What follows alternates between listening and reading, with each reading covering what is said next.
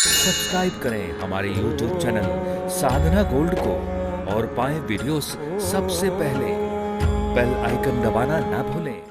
सुत वित नारी तीन आशाएं।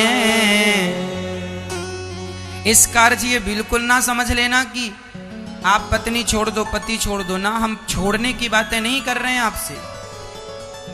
हम ये कहना चाह रहे हैं आप पत्नी और पति और परिवार के साथ तो रहो, पत्नी पति पैसा और पुत्र इन सबके बीच में रहो, पर इन सबके बीच में रहकर भी सपने में भी इन्हें अपना ना समझो। ये हमारे बीच में हैं, हमारे सहयोगी हैं। हमारी पत्नी हमारी सहयोगी है, हमारा बेटा हमारा सहयोगी है, हमारा पैसा हमारा सहयोगी है। पर ये जो चीजें हमारे पास हैं ये कल भी रहेंगी, इसकी कोई गारंटी नहीं। आपका बेटा, आपका पति, आपकी पत्नी और आपका पैसा कल भी आपके पास रहेगा, इसकी कोई गारंटी ले सकता है? जवाब दो मैया। मैया जी है जवाब नहीं ना। ये आज आपके पास हैं, कल आपके पास होंगे, इसकी गारंटी नहीं। इसलिए इनके साथ रहो जितने दिन ये हैं, पर इनसे अटैचमेंट ना हो, प्यार ना हो। यदि प्यार हुआ तो कल इन चीजों के लिए रोना पड़ेगा। इसलिए रहो इसके बीच में, लेकिन इसके बीच में रहकर भी इनसे अलग रहो। जैसे नारियल, पका हुआ नारियल खोपड़ी के भीतर रहता है, लेकिन हिलाओ तो अलग होता है। वो खोपड़ी से अलग होता है ना, कच्चा नारियल चिपका रहता है खोपड़ी से। इसलिए खोपड़ी तोड़ो ना, कच्चे नारियल को तोड़ो तो अंदर का नारियल भी टूट जाता। जबकि पके हुए नारियल को तोड़ने से खोपड़ी टूटती है, पर उसका गोला नहीं टूटता, क्योंकि वो पका है। आप भी यदि पक जाओगे तो आप भी जैसे अंदर का वो गोला बाहर वाले से अलग हो गया। आप भी रहो बीच में। देखो वो नारियल का गोला है किसके बीच में? खोपड़ी के बीच में है, पर बीच में होकर भी वो खोपड़ी से अलग है। बात समझ में आई? उसी तरह पत्नी पति, बेटा बेटी, पद प्रतिष्ठा, पैसा, ये सब खोपड़ी है और तुम नारियल का गोला हो। तुम सबके बीच में रहो पर सबसे अलग रहो। जब पके हुए नारियल को आप हिलाते हैं ना, तो अंदर से आवाज आती है, मैं अलग हूं, मैं अलग हूं, मैं अलग हूं, मैं अलग हूं। और कच्चे नारियल को आप तोड़ देते हैं तो खोपड़ी के संग उसका गोला भी टूट जाता। तो ये कच्चा है। इसलिए आप कच्चे होंगे ना तो आपकी पत्नी मरेगी, तो आप भी मरने को, मैं अब जी के क्या करूं, पत्नी के बिना मैं जी नहीं सकता। अरे पत्नी मरी है, तू जी और अपना कल्याण कर, क्यों मर रहा है? दत्तात्रेय जी ने 24 गुरु बनाए, उसमें एक कबूतर को गुरु बनाया। एक जंगल में एक बहेलिया कबूतर को पकड़ने गया, तो पकड़ में कबूतर तो नहीं आया, कबूतरी पकड़ में आई। कबूतरी जाल में फंस गई। जब कबूतरी, सुनना बहुत ध्यान से, कबूतरी जाल में फंस गई। जब कबूतरी उलझ गई, फंस गई, मरने लगी, तो कबूतर रोने लगा। पेड़ पर बैठा था, वो दाना चुनने गई थी और जाल में फंस गई। अब कबूतरी कबूतर को देखे, कबूतर रोने लगा, मेरी कबूतरी मेरे से दूर हो गई, मैं कैसे जीऊंगा, कैसे रहूंगा अपनी कबूतरी के बिना, मैं अपनी पत्नी के बिना कैसे रहूंगा। रोने लगा और वो भी उस जाल में कूद गया और वो भी फंस गया। अब बताओ, कबूतरी तो फंसी ही थी, ये जानबूझकर फंस गया। क्या इसकी समझदारी है? हाँ या ना मैया? क्या ये समझदार है? ना, समझदार नहीं है ये।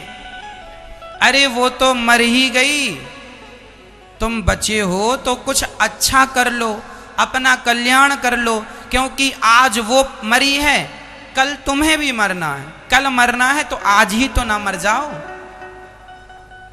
है ना? ये कबूतर ना कच्चा है, पत्नी के मरने पे अपने आप को भी मार दिया, मतलब कच्चा नारियल, खोपड़ी टूटी तो गोला भी टूट गया। आप लोग भी कच्चे हैं, आपके जब अपना कोई मरता है तो आप भी खूब रोते हैं, खूब रोते हैं। तो आप कच्चे नारियल यदि बनेंगे तो संसार का सुख दुख, संसार में सुख दुख होगा तो उसका प्रभाव आप पर भी पड़ेगा। खोपड़ी टूटेगी तो नारियल का गोला भी टूटेगा। यदि पत्नी पे संकट आया, पति पे संकट आया, पुत्र पे संकट आया, तो आप पर भी संकट आएगा, क्योंकि आप उनसे चिपके हैं। इसलिए हम कहते हैं सबके बीच में रहो, पर यह सोच के रहो कि सब भगवान का है, मेरा कुछ नहीं है। ये पत्नी मेरी थोड़ी है। कौन है पत्नी? अरे भाई, परमात्मा ने जोड़ी दी है, रहो साथ में, प्यार करो, पर ईश्वर की संपत्ति है, ये तुम्हारी नहीं है।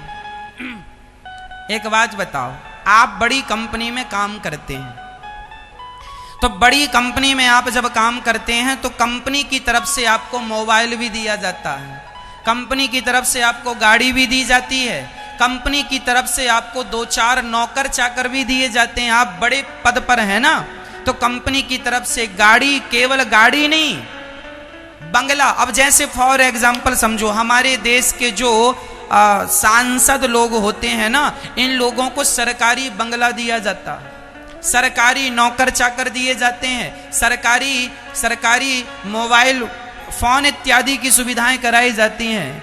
ये सब सरकारी होता है। अब वो सांसद भैया समझने लगे कि ये घर मेरा है, बंगला मेरा है। अरे पागल, 5 साल के लिए। हाँ, सांसद भैया जो है ना हमारे, इनको सरकारी बंगला मिलता है, सरकारी नौकर चाकर मिलते हैं, सरकारी व्यवस्थाएं मिलती हैं।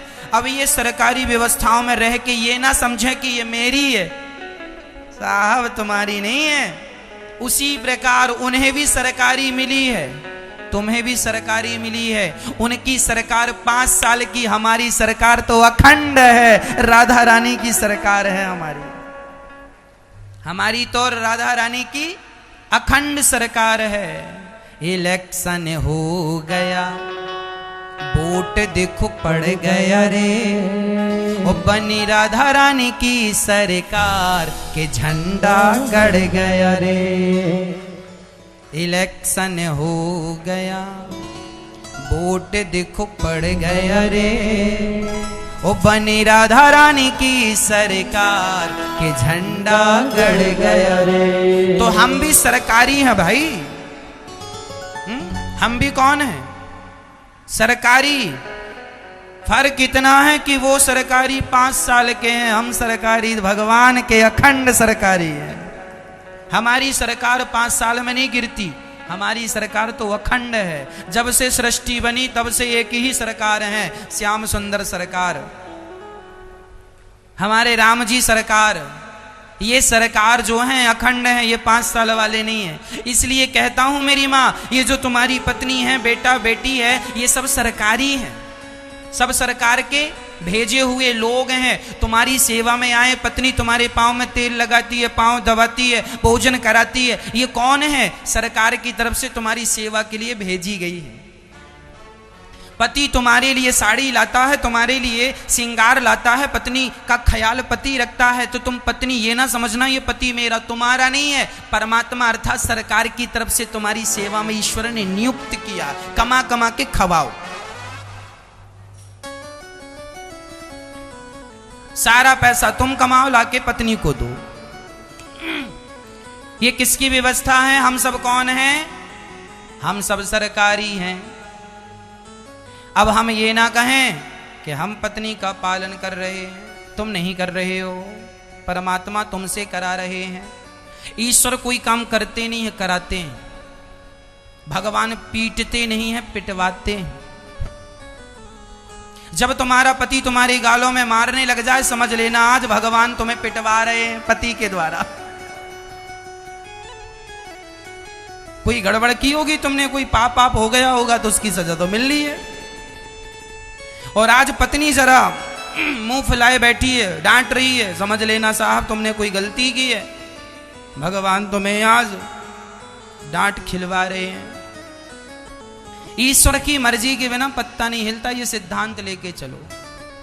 हमें किसी ने एक थप्पड़ मारा होगा तो वो जरूर हमारे किसी समय के पापों का ही दंड है। हमें किसी ने एक गाली भी दी होगी तो वह जरूर हमारे किसी पाप का दंड है। हमारा किसी ने अपमान किया होगा तो वह भी हमारे किसी ना किसी पाप का दंड है। इसलिए अपमान भी सहना सीखो, गालियां भी सहना सीखो, क्योंकि हमारे पापों का दंड तो मिलना ही है। किसी भी रूप में मिल जाए तो गालियों के रूप में मिल रहा, अपमान के रूप में मिल रहा, अच्छा है, कम में सस्ते में तुम निपट रहे हो। नहीं, यही पाप फोड़ा बन के भी निकलता। एक बोला सज्जन महाराज बड़ा फोड़ा हो गया, ये फोड़ा नहीं है, पाप निकल रहे हैं तुम्हारे, पाप फोड़ा बन के निकल रहा। गाली सुनते नहीं हो, भगवान ने गाली दिलवाई होगी तो तुमने एक के बदले दो दे दी होगी। भगवान बोले ना तुम ऐसे नहीं भोगोगे, फोड़ा, अब दो गाली, अब दो, उसे गाली दो, भोगना पड़ेगा। कैसे भी भोगो, ईश्वर की लाठी में आवाज नहीं होती, इसलिए सिद्धांतों को समझो। मैया जी बात समझ में आ रही है? तो कभी हम ये ना कहें कि हम पत्नी का पालन कर रहे हैं, हम पति का पालन कर रहे हैं, हम बच्चों का, ना, सबके पालनहार कौन? भगवान है। हम ये अहंकार बिल्कुल ना करें कि हम किसी का पालन कर रहे हैं, सबके पालनहार भगवान हैं। तो आज के बाद हम ये ना कहें कि हम किसी का पालन कर रहे हैं। अब बताओ आपका क्या है इस धरती में? पत्नी आपकी है, ये सब भगवान की तरफ से कर्मचारी तुम्हारे लिए नियुक्त हैं। और तुम्हारी गलती क्या है? ये मेरा बेटा, तुम्हारा का है? भगवान का है, सब भगवान का। जब तुम अपना मानोगे तो रोना तुम्हें पड़ेगा, इसलिए अपना मानो ही मत, सब भगवान का मानो तो झंझट ही नहीं। जैसे पका नारियल अलग है, तुम भी सबके बीच में रहकर सबसे अलग हो जाओ।